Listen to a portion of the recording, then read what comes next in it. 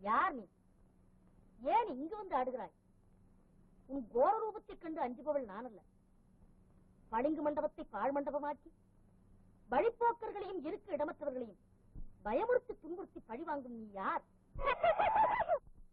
ஓஹோ, கிட்டாத ஒருவனை காதலித்து அக்காதலை பிரிந்து கண்ணீர் வடித்து தற்கொலை செய்து கொண்டு மாண்டு மடிந்த மங்கையானி.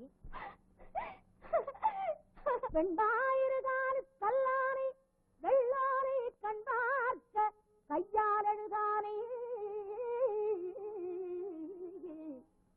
பெண்பாவி பெற்றாளே பெண்பா